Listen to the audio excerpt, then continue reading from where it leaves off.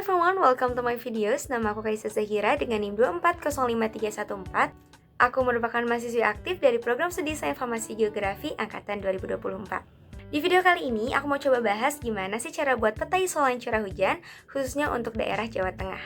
Tapi sebelum masuk ke langkah-langkah teknisnya, aku mau coba jelasin sedikit ya, apa sih peta isolan itu? So, peta isolan itu adalah peta yang menghubungkan area dengan nilai yang sama.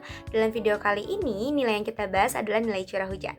Jadi, dibandingkan cuma lihat angka di tabel, isoline map help us to see the rainfall patterns more clearly and visually. Aku pilih Jawa Tengah karena wilayah ini punya topografi yang beragam ya, mulai dari dataran rendah, pegunungan, sampai daerah pesisir yang sangat berpengaruh pada pola hujan. Nah, in this videos, aku bakal coba jelasin step by stepnya, mulai dari pengolahan data sampai nanti jadi peta isoline yang rapi dan informatif. So come with me and let's get started! Oke, mari kita mulai dari persiapan data, di mana kita akan mendownload beberapa data yang kita perlukan untuk membuat peta isoline. Pertama, kita membutuhkan data batas administrasi, karena aku mau buat untuk Provinsi Jawa Tengah, jadi kita download SHP batas administrasi provinsi se-Indonesia. Bisa di-download pada laman ini ya teman-teman. Selanjutnya, data yang kita perlukan adalah data Batnas yang bisa kita dapatkan melalui laman Inageoportal. Setelah login, klik unduh data, lalu pilih data Batnas, lalu kalian bisa langsung search daerah yang kalian inginkan. Di sini, aku cari untuk daerah Jawa Tengah.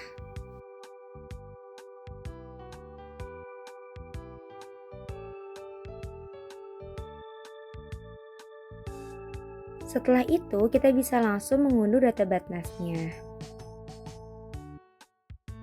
Karena Jawa Tengah berada di antara dua, jangan lupa untuk mendownload kedua datanya ya. Selanjutnya, data yang kita butuhkan adalah data koordinat pos stasiun curah hujan sesuai daerah kajian kita. Kita bisa mengaksesnya melalui laman hidrologi.net. Di sini kita bisa langsung cari sesuai daerah kajian kita. Selain data koordinat pos stasiun curah hujan, kita juga memerlukan data curah hujan di daerah kajian kita.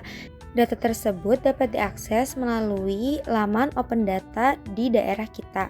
Tapi jika data yang kita perlukan tidak kita temukan, bisa langsung saja kita tulis publikasi curah hujan 2024 pada Google, dan saya mendapatkan data hidrologi untuk daerah Jawa Tengah pada laman Dinas Pusdataru ini. Setelah aku unduh, ini yang aku dapatkan di mana terdapat sekitar 60 stasiun pos curah hujan di daerah Jawa Tengah. Data curah hujan yang aku dapatkan sangatlah banyak, tetapi aku hanya akan mengambil 10 sampel yang nantinya akan digeneralisasikan untuk daerah Jawa Tengah. Step selanjutnya, siapkan Excel atau spreadsheet yang nantinya akan kita gunakan untuk menyimpan data koordinat, data nama pos hujannya, dan juga rata-rata curah hujan per tahunnya.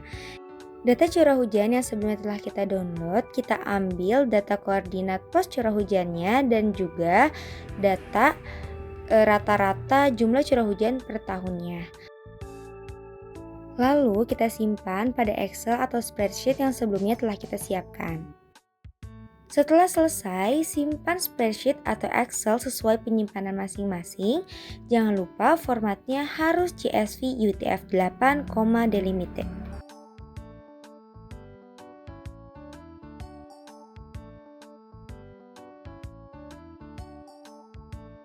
Setelah itu, step selanjutnya adalah membuka aplikasi ArcGIS Pro, lalu klik New Project Map, lalu create new project, beri nama dan simpan di folder yang kalian inginkan.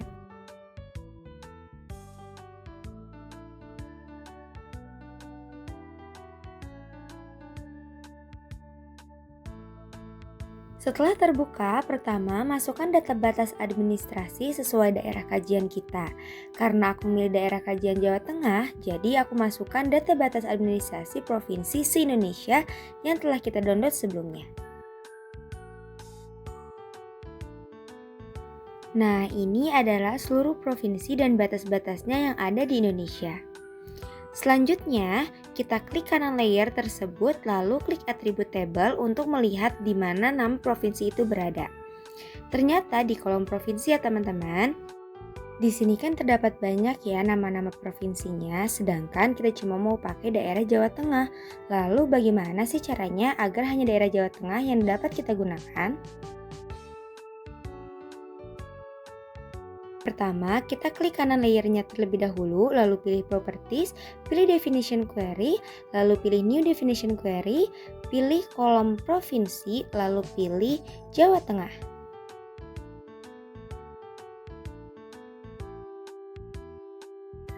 Klik Apply, lalu OK. Nah, sudah terlihat ya, batas administrasi yang tersisa hanya daerah Jawa Tengah. Selanjutnya, masukkan data Batnas yang sudah kita unduh bersama ya, dengan Add Data, lalu klik OK.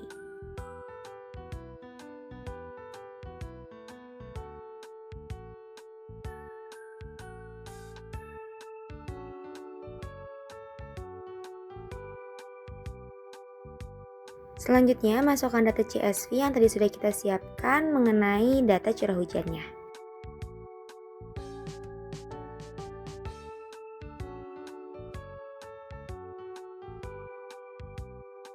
Setelah terinput, saatnya kita melakukan geoprocessing dengan klik geoprocessing lalu search XY table to point.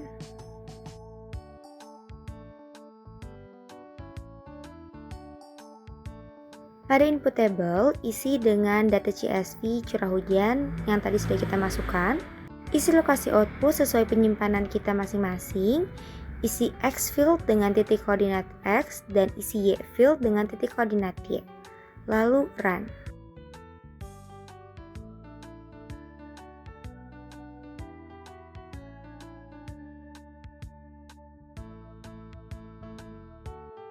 Nah, titik-titik tersebut adalah hasil dari koordinat yang sudah kita susun dalam data CSV sebelumnya. Selanjutnya, kita lakukan geoprocessing kembali dengan search IDW Spatial Analysis Tools. Pada input point features, pilih data point titik pos curah hujan, isi Z value field dengan mm per tahun, lalu isi output raster sesuai penyimpanan masing-masing. Setelah itu, klik Environment, lalu pada Processing Extent, pilih batas administrasi area kajian masing-masing, lalu klik Run. Ini merupakan hasil IDW pada data Batnas yang sebelumnya berwarna keabu-abuan. Karena hasil IDW masih sebesar data Batnas sebelumnya, di sini kita akan potong sesuai dengan area kajian kita saja. Dengan cara, pada geoprocessing, search clip raster. Pada bagian input raster, isi dengan data hasil IDW curah hujan sebelumnya, lalu isi output extend dengan data SHP administrasi, klik checklist pada bagian use input feature for clipping geometry, lalu atur output sesuai lokasi penyimpanan masing-masing, dan klik run. Setelah sesuai dengan wilayah kajian kita, selanjutnya kita akan melakukan simbologi dengan cara klik kanan layer IDW tadi, lalu pilih simbologi, lalu bagian classes pilih menjadi 5 classes. Selanjutnya, atur color scheme sesuai keinginan kita atau sesuai konteks kajian kita. Karena kajian kita adalah curah hujan, kita pilih warnanya menjadi warna biru. Atur peta dan juga layout sesuai dengan kreativitas masing-masing, tetapi tetap gunakan kaidah kartografinya ya. Peta isolasi curah hujan untuk daerah Jawa Tengah sudah jadi. Oke everyone, maybe that's all for the tutorials. Dari peta isolasi yang telah kita buat, kita bisa lihat ya bahwasannya ternyata persebaran curah hujan di daerah Jawa Tengah itu tidak merata. Ada area yang cenderung lebih gelap, ini tuh menunjukkan curah hujannya lebih tinggi dibandingkan wilayah lainnya. Biasanya hal ini tuh dipengaruhi oleh kondisi pegunungan. Sedangkan ada area yang warnanya lebih terang, itu tuh menunjukkan curah hujan yang lebih rendah dan biasanya berada di wilayah pesisir atau dataran rendah. This means topography has a big influence on rainfall distribution in this region.